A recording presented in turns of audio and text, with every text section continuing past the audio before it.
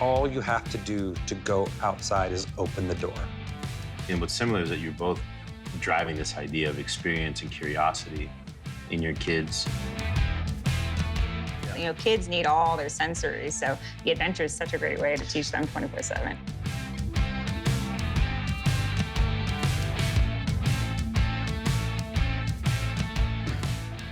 Those were Slam my PFD into the table. I'm impressed, first of all, Emily, that you literally came straight from the water, from the river. That's always where I come from. To I mean, come to on. hang out. But like, you know, Yeah. this is impressive. This is me done up. Well, this is Rooftop. He's a horrible human being. Don't say I that. wouldn't have said yes. Don't say that. I wouldn't have. People are gonna believe you. We've been traveling together for 20 years. Over. Over 20 years. I met you in 1997. Are we about to age ourselves? And I met you last year. Yep, sounds good. So you're young. I'm 100. We were young Yeah. once. So don't believe it's not a horrible, come on, terrible human being. Have you been to GoPro Outdoor Games before? Yeah, many times. It's my favorite event of any event I've ever been to in 20-some years of coming to events. Why? And that's a lot coming from Yeah, a professional athlete who's traveled and done events for, It's just, and it's not your world. no, it's not my world, but it's just, everyone's happy. There's a ton of dogs everywhere. It's just, the weather's nice. It's someplace beautiful. Most of the time, if I'm staying in the village, I can just walk out and I'm there. I get to do a bunch of stuff that no one else will let me do. You know, no one's giving me a kayak and says, yeah, go.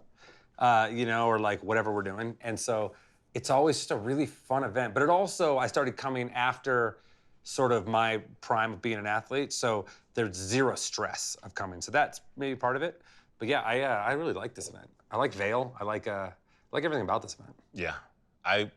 After coming last year, the whole time, and maybe it was because we were just coming out of COVID, but also I think it's just the spirit of this event. This was like the first thing I came to, was like, people!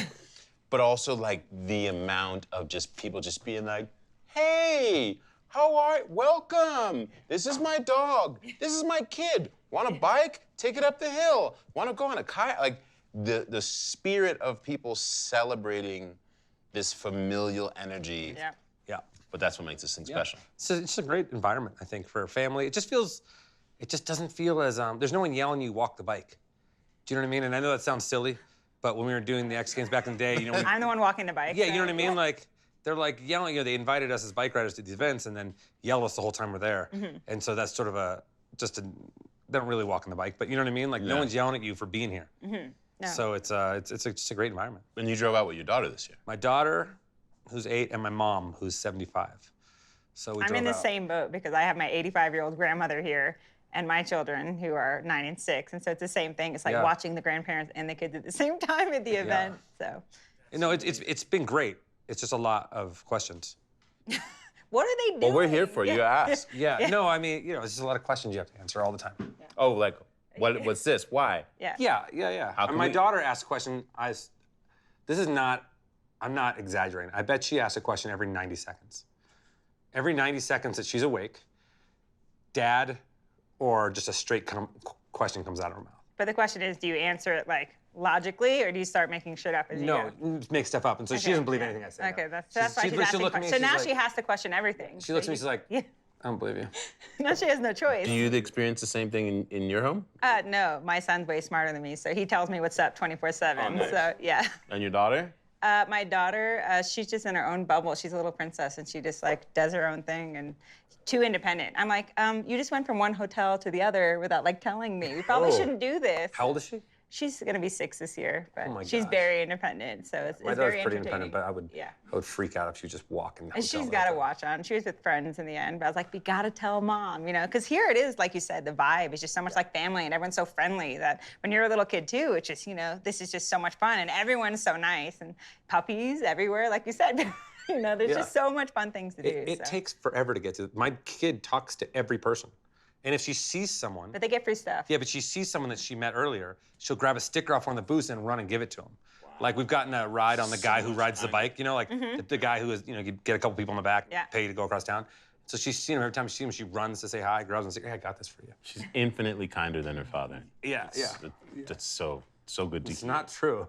It's not true. I wonder, when you talk about the independence of your kids and this spirit that they have, if having kids, your kids getting to grow up watching and have parents who are like every day going out and attacking life outside. And I ask this question because I have so many friends who I've watched when they've had kids, the first thing they do is just like pull everything and rein the entirety of it in. I don't get to do this anymore, and you never believe how there's no time. I watched an interview with you in 2013 Oh, goodness. on the YouTube. And it's you and your husband, and this guy's asking you very in-depth questions about you guys' relationship. But the key is that, like, you're there along the river's edge, and you got this baby that is clearly, like, new. He was like 3 weeks or something ridiculous. There's barely a reference to, like, that this is taking place because it just felt normal. And you're just talking about being out on the water, and paddling, and the relationship that you guys have with it. And I was like, wow, that's so much different than how most people in the world do it. Like, they don't even bring their kid outside. What approach did you guys take, and why, when you had kids? Well, I mean, you want to go first? So your head's spinning already. You're like, Well, the wheels His are head turning. spin. I know. Since I'm talking about, I'll let his head spin Yeah, for a second. I'm just watching it spin. But, you know, for me, a big part of it was I actually grew up in an RV with my parents as a small child. And we had the routine. I lived in Washington, D.C., and my parents were trying to do the right thing, you know, because my mom had me when she was 20. She ran away with my dad, got married after being together 8 months, and everyone told her she was doing everything wrong. You know, she had this routine, but my dad was a professional kayaker. There's no money in it. So they kept trying to rein them in constantly. And it was not a happy household. Like, my parents were very loving, and I loved my childhood, but my parents were kind of at each other a lot. And because they constantly were being told they were doing everything wrong. And then finally one day, they're like either going different directions, or they said, you know, screw it, we're just gonna do what we want. And they, without emptying a drawer, they literally put a sale sign in the newspaper, and everyone came and bought all of our silverware. Everything we owned was just gone. From your house? Yeah, they didn't even empty a drawer. They just like opened the As doors. is. As is. And they sold every piece of it, and we bought an RV. And so my parents, day and night, were like the happiest people. Once they got to the RV? Yeah, they just shut the doors of the house. They sold like our, you know, wedding dresses, I mean, they sold everything so they could pay for this RV and go do, you know, the life that they wanted. And at that point, I was 8 years old, so I was, you know, paying attention to all of it. And I was like, man, I just saw such a switch, you know, for my parents. Like, I finally got to know who my mom was, you know, instead of her trying to like work 9 to 5, and my dad was going to Pizza Hut and getting the leftover pizzas because we didn't have money for food. You know, it was hard. And both of them were just not happy. But the second they're like, this is what makes us happy. My mom wants to be under a roof with us all together all the time. And my dad just wants to go kayaking. And we were like, we'll buy an RV. We'll all be together. You'll homeschool the kids. That's all you want to do anyways. And I'll just kayak every day, and we'll figure it out as we go. Wow. And so, like, it was such a daunting. Like, my mom's a trailblazer. I'm following her. But at the same time, it is different because I'm a professional athlete as well, you know, trying to navigate it. But having kids surrounded by parents that are, you know, showcasing their kids, that chasing what makes you happy is important. I think builds that independence, but I also think it helps show them who their parents are. And I hope that inspires them to be true to who they are. Even if my kids don't like kayaking, that's great. That's fine. You know, just be yourself. And I think that's the message. So. Because what you described with your parents in the first iteration is them trying to essentially, what's best for us. Yeah, and pretend a bit so that they could give everyone else an example of But like. the kids see through it. Yeah. I think we always, as we continue to get older, we're unlearned. You know, we get older and we think we're learning things, but we're forgetting so much. Right. You know, we lose little bits of who we are. We're trying to shape with, you know, societal norms and expectations. And so for me, you know, I learned it as well for myself. And it's watching my kids get to see me even go through that recently. When I had my second kid, you know, I dropped all my sponsors, and I was like, you know, I got to provide. This is really hard. I'm a kayaker. There's no money. This is going to be impossible. And I just noticed one day, I was like, I'm not being the best mom I can be. You know, I'm snappier, I'm irritated. And it's like, oh my God, like, I'm doing it just like how I remember as a kid. And it haunted me, like, stop right now. Like, And you got back to the source. and I was just like, this is what's important, you know. And I made my New Year's resolution, paddle 200 plus days that year. And I paddled 202 days, you know. With 2 kids. Yeah. Woo! Yeah. 200 days. Yeah. That's epic. It happened. You win. Yeah. And that's in a two paddler home. I know, yeah. Wow. We meet so many different gypsy tribes of paddlers down by the river that, You know, they're used to just so many different people. I would assume that their compassion level is going to be a lot higher. Their compassion level is huge. Yeah. I grew up, my dad was a musician.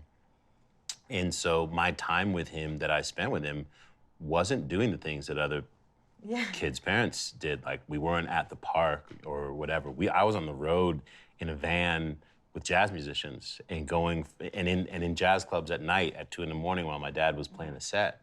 And I'm sure, like, today, or you know, they'd be calling child services for the things that I saw. But like, I got to, similar to what you both were talking about, somewhat, I got to see my dad extremely vulnerable and make mistakes and have conflict and have to overcome and learn how to get the band together. And I got to go to these different places and interact with adults. And if there was a kid, that kid, yes, was my new bestie and best friend. But like, the manner in which that served me, like you talked about, to have compassion, to be curious, you know, to know that like everywhere we go, we're gonna encounter different types of people and experiences, and just be like, ooh, I wonder what's happening here, and not like, oh, I don't want to be Everybody doesn't need to look like me. Yes. You know, or wear the same clothes or be the same look. You know what I mean? Can look very different. That my daughter treats everyone the same. This choice of pursuing who you are, showing them the outdoors, being adventurous, what gifts has it given you both in how you relate to your kids, in your relationship with your kids? It is, I mean, and I catch myself every day to sit back and breathe a second, not get so upset. As I've gotten older, I have a little bit of anxiety about stuff because there's so much stuff going on, but how much she enjoys the littlest things. I don't know how to say this without, we went on a treasure hunt. And we went on this treasure hunt, and I can't tell you how ridiculous it was. I mean, I want to talk more about it, but I don't want her to see it sometime. And there was a map. There was a map. Yeah. And there happened to be a treasure that got buried at some point. Yeah. And we found the map. Yeah.